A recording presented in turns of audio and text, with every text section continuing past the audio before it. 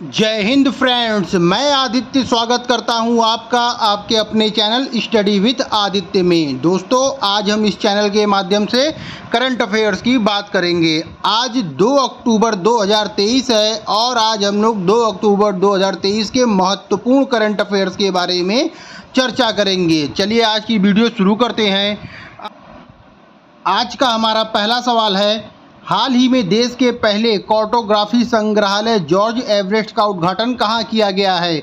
Important सवाल है क्योंकि इसमें पूछा गया है देश के पहले अगर कहीं भी पूछा जाए तो वो अपने आप में इम्पोर्टेंट होता है। तो सवाल क्या है, देश के पहले कार्टोग्राफी संग्रहालय जॉर्ज एवरेस्ट का उद्घाटन कहाँ किया गया है। आपके ऑप्शन है असम में, सिक्किम में, उत्तराखंड में या त्रिपुरा में। सही जवाब है हमारा ऑप्शन सी, उत्तराखंड में किया गया। उत्तराखंड में क्या किया गया है, देश के पहले कार्टोग्राफी संग्रहालय जॉर्ज एवरेस्ट का उद्घाटन किया गया है। मोस्ट इंपॉर्टेंट सवाल है। आइए हम इसके महत्वपूर्ण बिंदु के बारे में चर्चा कर लेते हैं।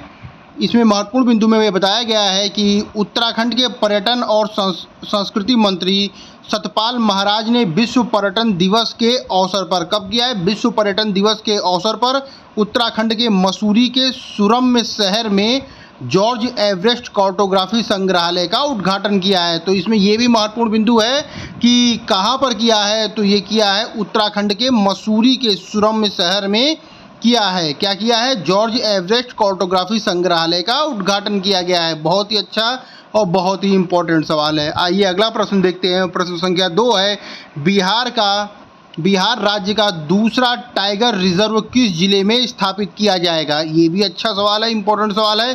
क्या कहा गया है कि बिहार राज्य का दूसरा टाइगर रिजर्व किस जिले में स्थापित किया जाएगा। आपके ऑप्शन है आरा, पश्चिम चंपारण, कैमूर या पूर्वी चंपारण। सही जवाब है हमारा ऑप्शन सी, कैमूर जिले में स्थापित किया जाएगा। क्या स्थापित किया जाएगा, बिहार राज्य का दूसरा टाइगर रिजर्व कैमूर जिले में स्थापित किया जाएगा। आइए महत्वपूर्ण बिंदु देख लेते हैं। इसमें बताया गया है पश्चिम चंपारण जिले में वाल्मीकि टाइगर रिजर्व के बाद, यानी कि वहाँ पर एक टाइगर रिजर्व है, उसका नाम क्या है, वाल्मीकि टाइगर रिजर्व के बाद बिहार को वर्ष के अंत यानी 2023 के अंत में या 2024 की शुरुआत में कैमूर जिले में दूसरा बाघ रिजर्व मिलने वाला है। तो इसको फिर से एक बार देखते हैं, कहाँ मिलने वाला है, कैमूर जिले में, कैमूर वन्य जीव अभ्यारण्य में दूसरा बाघ रिजर्व मिलने वाला है। वर्तमान में अगर देखा जाए बिहार राज्य में बाघों की कुल संख्या कितनी है, 54 है।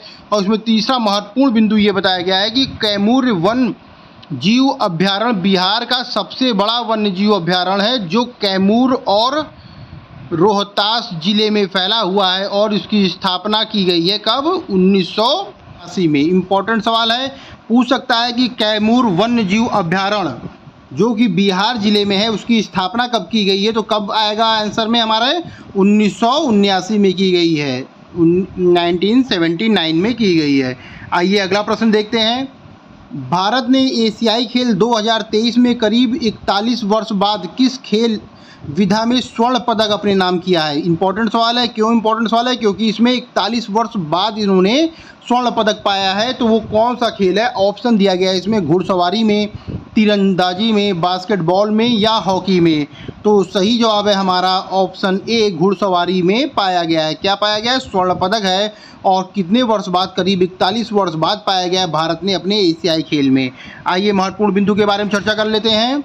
घुड़सवारी कौशल में भारत ने एशियाई खेलों में वर्ष 2023 में घुड़सवारी ड्रेसेस में स्वर्ण पदक जीता है, जो देश के लिए एक ऐतिहासिक क्षण है। 2023 में किसमें जीता है स्वर्ण पदक, घुड़सवारी ड्रेसेस में इन्होंने स्वर्ण पदक जीता हुआ है। दूसरा महत्वपूर्ण बिंदु इसमें यह बताया गया है कि कौन कौन भाग लिया था इसमें। तो देखिए इसमें लिखा है अनुष अग्रवाल, हृदय विपुल खेड़ा, सुदीपति हेजल और दिव्य कीर्ति सिंह ने इसमें भाग लिया था। और इन्होंने घुड़सवारी टीम ने कितना स्कोर किया, 209.205 के शानदार स्कोर के साथ इन्होंने स्वर्ण पदक जीता है। ये भी महत्वपूर्ण बिंदु है। आइए तीसरा महत्वपूर्ण बिंदु देखते हैं।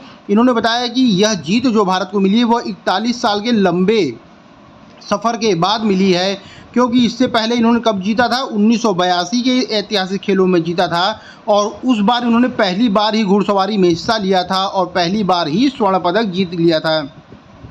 तो ये भी महत्वपूर्ण बिंदु है। ये भी प्रश्न में पूछा जा सकता है कि एशियाई खेलों में भारत ने पहली बार कब प्रतिनिधित्व किया था अपना, तो इसका भी सही जवाब है 1982 में किया था और 41 वर्षों के बाद फिर 2023 में इसमें इन्होंने स्वर्ण पदक जीत लिया है। आइए अगला प्रश्न देखते हैं। प्रश्न संख्या 4 है, हाल ही में सैन्य उपग्रह नूर 3 को किसने लॉन्च किया है। ये भी अच्छा और इम्पोर्टेंट सवाल है कि नूर 3 को लॉन्च किसने किया है। ऑप्शन दिया गया हमारा ईरान, इराक, यूएई या ओमान। सही जवाब है हमारा ऑप्शन ए ईरान। ईरान ने कौन सा उपग्रह लॉन्च किया है, तो नूर 3 उपग्रह को लॉन्च किया है। किसने लॉन्च किया है, ईरान ने लॉन्च किया है। आइए महत्वपूर्ण बिंदु के बारे में चर्चा कर लेते हैं। ईरान ने नूर 3 इमेजिन उपग्रह को कक्षा में सफलतापूर्वक लॉन्च कर दिया है। किसने किया है, ईरान ने लॉन्च किया है। दूसरा महत्वपूर्ण बिंदु ये है कि नूर 3 को पृथ्वी की सतह से 450 किलोमीटर की ऊंचाई की कक्षा में स्थापित किया गया। अगर 450 को मील में बदलते हैं तो लगभग 280 मील आ रहा है। कितना अगर ये ऊंचाई पूछ लिया जाए तो 450 किलोमीटर या 280 मील की ऊंचाई पर स्थापित किया गया है। और तीसरा महत्वपूर्ण बिंदु और इम्पोर्टेंट पॉइंट यही है कि नूर 3 को कासेड जिसका अर्थ क्या है, दूत, लॉन्चर के उपयोग करके अंतरिक्ष में लॉन्च किया गया है। ये भी पूछा जा सकता है एग्जाम में कि नूर 3 को किस लॉन्चर के द्वारा भेजा गया है, तो उसका नाम है कासेड के द्वारा। उसका अभिप्राय क्या है, तो इसका अभिप्राय दूत होता है। आइए प्रश्न संख्या 5 देखते हैं। ऑस्कर 2024 के लिए भारत की ऑफिशियल एंट्री के रूप में किस फिल्म को नामित किया गया है। इंपॉर्टेंट सवाल है, इंपॉर्टेंट या मोस्ट इंपॉर्टेंट सवाल है, किसी ना किसी परीक्षा में देखने को जरूर मिलेगा। तो इसमें क्या पूछा गया है कि ऑस्कर 2024 के लिए भारत की ऑफिशियल एंट्री के रूप में किस फिल्म को नामित किया गया है। ऑप्शन दिया गया है गदर 2, जवान, 2018, एवरीवन इज हीरो या द कश्मीर फाइल को। तो सही जवाब है हमारा option C 2018, everyone is a hero. इसको क्या किया गया है, ऑस्कर 2024 के लिए भारत की ऑफिशियल एंट्री के रूप में, फिल्म के रूप में इसको नामित किया गया है। आइए इसके महत्वपूर्ण बिंदु के बारे में देखते हैं। इसका महत्वपूर्ण बिंदु पहला बता रहा है कि फिल्म फेडरेशन ऑफ इंडिया ने केरल बाढ़ पर आधारित मलयालम फिल्म है और 2018 एवरीवन इज हीरो को 2024 के अकादमी पुरस्कार यानी ऑस्कर के लिए भारत की ऑफिशियल एंट्री के रूप में नामित किया है। इंपॉर्टेंट सवाल है ये, क्या इसमें कहा गया है कि जो ये फिल्म है 2018 एवरीवन इज अ हीरो, ये मलयालम फिल्म है पहली बात तो, और दूसरी बात इसमें ये है कि ये केरल बाढ़ पर आधारित फिल्म है और जिसको ऑस्कर के लिए भेजा गया है। दूसरा इसमें महत्वपूर्ण बिंदु ये है कि ये पहली ऐसी मलयालम फिल्म है, कौन सी, 2018 एवरीवन इज़ अ हीरो पहली ऐसी मलयालम फिल्म है जिसने 100 करोड़ का आंकड़ा सबसे तेज पार किया है। इंपॉर्टेंट सवाल है और परीक्षा की दृष्टि से महत्वपूर्ण सवाल है। पूछा जा सकता है कि 2018 एवरीवन इज़ अ हीरो किस भाषा पर आधारित फिल्म है, तो उसका सही जवाब होगा मलयालम भाषा पर आधारित फिल्म है। प्रश्न संख्या 6 है, हाल ही में किस सिटी को नेशनल स्मार्ट कॉन्क्लेव 2023 में सर्वश्रेष्ठ सिटी में प्रथम स्थान प्राप्त हुआ है। मोस्ट इंपॉर्टेंट सवाल है, परीक्षा में जरूर देखने को मिलेगा। क्या कहा गया है कि किस सिटी को नेशनल स्मार्ट कॉन्क्लेव 2023 में सर्वश्रेष्ठ सिटी में प्रथम स्थान प्राप्त हुआ है। ऑप्शन दिया गया है हमारा इंदौर, लखनऊ, जयपुर या उपरोक्त में से कोई नहीं। सही जवाब है हमारा option A Indore. Indore city को नेशनल स्मार्ट कॉन्क्लेव 2023 में सर्वश्रेष्ठ सिटी का अवार्ड दिया गया है। इंपॉर्टेंट सवाल है। आइए इसके महत्वपूर्ण बिंदु के बारे में चर्चा कर लेते हैं। इसमें बताया गया है कि इंदौर ने बेस्ट स्मार्ट सिटी का खिताब हासिल किया है। दूसरा महत्वपूर्ण बिंदु है कि अगर इस सूची की बात किया जाए तो दूसरे नंबर पर कौन है, तो सूरत है। गुजरात का कौन है, सूरत है।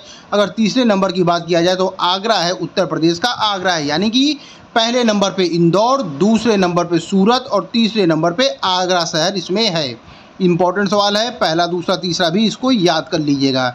आइए प्रश्न संख्या 7 देखते हैं। हाल ही में चर्चा में रहा पेट 46 एंजाइम का संबंध किससे है।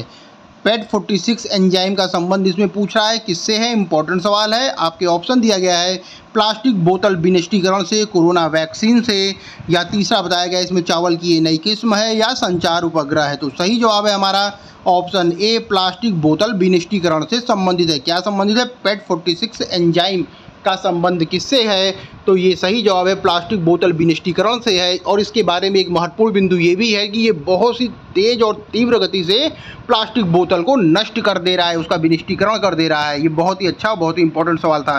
प्रश्न संख्या 8 है, भारत सरकार के पर्यटन मंत्रालय ने पर्यटन दिवस के अवसर पर किस कार्यक्रम का आयोजन किया है? इम्पोर्टेंट है, लोग इसमें मतलब कंफ्यूज हो जाते हैं, तो इसको एक बार ज़रूर देखिएगा। क्या पूछा गया है कि भारत सरकार के पर्यटन मंत्रालय ने पर्यटन दिवस के अवसर पर किस कार्यक्रम की शुरुआत किया है?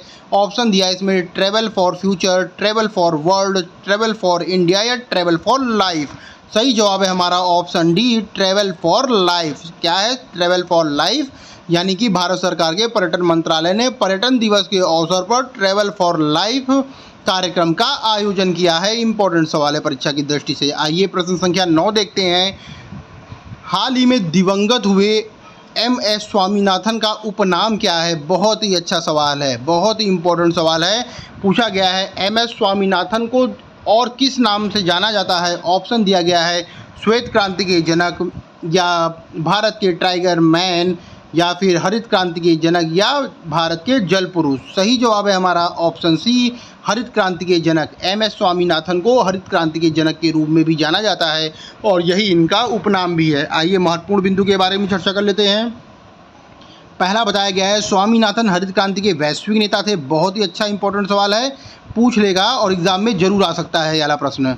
दूसरा इसमें महत्वपूर्ण बिंदु दिया गया है कि वे एक भारतीय कृषि वैज्ञानिक, पादप आनुवांशिकविद, प्रशासक और मानवतावादी थे। इसको भी ध्यान रखिएगा आप लोग कि इनको और किन किन नामों से जाना जाता है, तो पूछ लेगा MS स्वामीनाथन मुख्यतः कौन थे, तो उसमें कृषि वैज्ञानिक होगा तो उसी को आप लोग टिक लगा दीजिएगा। ये इंपॉर्टेंट सवाल है। तीसरा इसमें बताया गया है कि वर्ष 1982 में इसमें थोड़ा मिस्टेक हो गई है।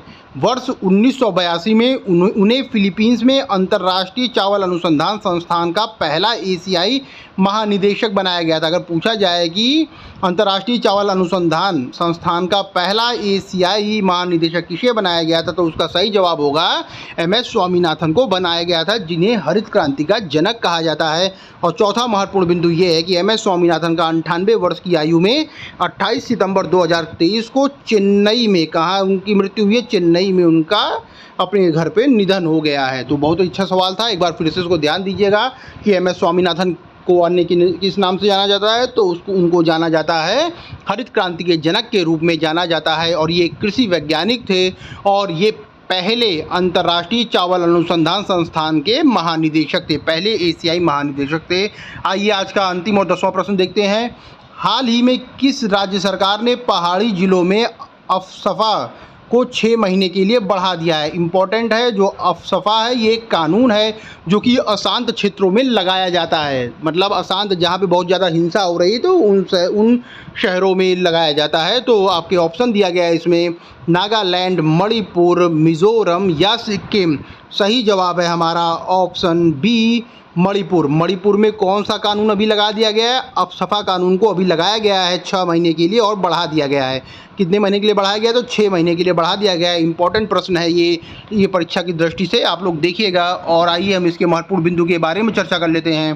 तो मणिपुर में हिंसा के बीच अफसफा का दायरा 6 महीने के लिए बढ़ा दिया गया है। अच्छा सवाल है, कितने महीने के लिए बढ़ाया गया? तो इसमें पूछ सकता है, आप लोग बताएंगे 6 महीने के लिए बढ़ा दिया गया। दूसरा महत्वपूर्ण बिंदु है सरकार द्वारा अधिसूचना में कहा गया है कि मणिपुर के पहाड़ी क्षेत्रों को फिर से अफसफा कानून के तहत रखा जाएगा। और तीसरा महत्वपूर्ण बिंदु बहुत अच्छा है कि इसमें मुख्य रूप से घाटी के 19 पुलिस स्टेशनों को शामिल नहीं किया जाएगा।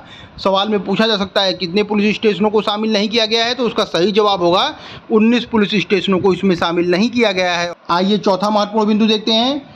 सरकार द्वारा जारी अधिसूचना में बताया गया है कि मणिपुर में 19 पुलिस स्टेशनों को छोड़कर पूरे क्षेत्र में 6 महीने के लिए अशांत क्षेत्र घोषित किया जा रहा है। इसमें कहा गया है कि 19 पुलिस स्टेशनों को अगर छोड़ दिया जाए तो बाकी जितने भी क्षेत्र हैं मणिपुर के, उन सबको अशांत क्षेत्र घोषित किया जा रहा है और उन सब में अफसफा कानून को लागू कर दिया जा रहा है 6 महीने के लिए और इन्हें बढ़ा दिया जा रहा है।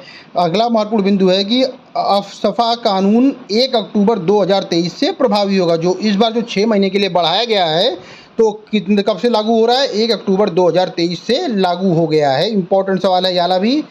दोस्तों आज की वीडियो हमारी यहीं पे समाप्त होती है। अगर अभी तक आपने चैनल को लाइक और सब्सक्राइब नहीं किया है तो चैनल को लाइक और सब्सक्राइब जरूर कर लें, क्योंकि इस चैनल के माध्यम से मैं daily current affairs, weekly current affairs, monthly current affairs और साथ ही साथ सामान्य अध्ययन की क्लास लेकर आता हूं, जो कि पॉइंट टू पॉइंट होती है और परीक्षा की दृष्टि से बहुत ही उपयोगी होती है। चाहे वो कोई भी परीक्षा हो, चाहे वो यूपीएससी, यूपीपीएससी, आरओ या कोई भी यूपी ट्रिपल एससी पेट हो या यूपी टेट, सुपर टेट, कोई भी क्लास हो, उन सभी के लिए बहुत ही अधिक इंपॉर्टेंट क्लास है। इसलिए दोस्तों अगर अभी तक आपने चैनल को लाइक और सब्सक्राइब नहीं किया है तो चैनल को लाइक और सब्सक्राइब करके बेल आइकन को जरूर दबा ले, ताकि जो भी इससे संबंधित वीडियो हो वो आप तक शीघ्र अतिशीघ्र पहुंच सके। जय स्टडी विद आदित्य। धन्यवाद फ्रेंड्स। जय हिंद फ्रेंड्स।